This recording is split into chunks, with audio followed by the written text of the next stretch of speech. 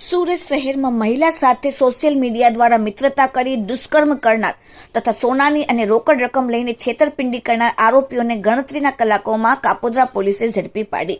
Kapodra police સ્ટેશનમાં મહિલાએ ફરિયાદ આવીને કરી કે આજથી 3 મહિના પહેલા સોશિયલ મીડિયા સ્નેપચેટ દ્વારા ટોનીસ ઉર્ફે જેનિલ ટોનીસ પડસારા, ધંધો ઓનલાઈનનો, રહેવાસી નીલકંઠ હાઇટ્સ, જકાતનાકા, સરથાણા, સુરત અને આરોપી 2 આશિષ ચિમનભાઈ વેકરિયા, ધંધો ઓનલાઈનનો, રહેવાસી સહયોગ સોસાયટી, કારગિલ ચોક પાસે, પૂણા ગામ, બંને રહેવાસી અમરોલી જિલ્લાના લાઠી ગામના.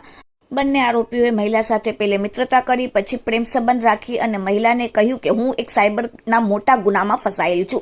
તેમ કહી મહિલા પાસેથી સોનાના દાગીના તથા રોકડા રૂપિયા 2,80,000 અલગ અલગ સમયે પડાવીને સ્નેપચેટના સ્ક્રીનશોટ લઈને મહિલાને નાનીને બ્લેકમેલ કરીને તેમની મરજી વિરુદ્ધ શરીર સંબંધ બાંધી આરોપીઓએ ગુનો કરેલો હોવાની ફરિયાદ નોંધાતા કાપોદ્રા પોલીસે તાત્કાલિક ગુનો નોંધીને તપાસ કરાવવાનું ચાલુ કર્યું.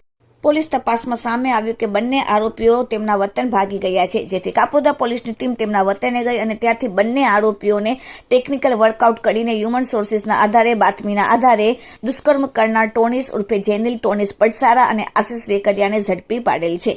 Bureau report, daily India TV, Surat.